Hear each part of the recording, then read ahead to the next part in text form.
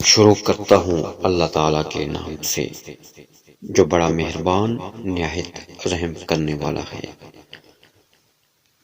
حضرت عمر بن نلاس رضی اللہ تعالیٰ عنہ بیان کرتے ہیں کہ میں نے رسول اللہ صلی اللہ علیہ وسلم کو فرماتے سنا، مجھے مناسب معلوم ہوتا ہے یا مجھے حکم ہوا ہے کہ میں گفتگو میں اختصار سے کام لوں، یعنی جتنی بات کافی ہو اسی پر اکتفا کروں، اس لیے کہ اختصار ہی بہتر روش ہے۔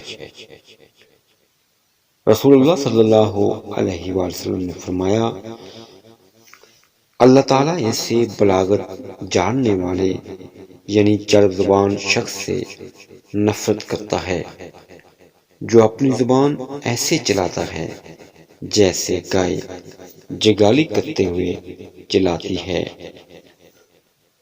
رسول اللہ صلی اللہ علیہ وسلم نے فرمایا، جس نے نماز چھوڑ دی اس نے کفر کیا۔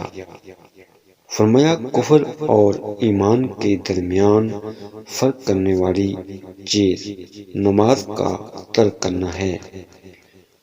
بے شک آدمی اور شرک و کفر کے درمیان فاصلہ مٹانے والا عمل نماز کا ترک کرنا ہے۔ اللہ تعالی ہمیں احادیث طیبہ پر عمل پیرا ہونے کی توفیق مرحمت فرمائے، آمین۔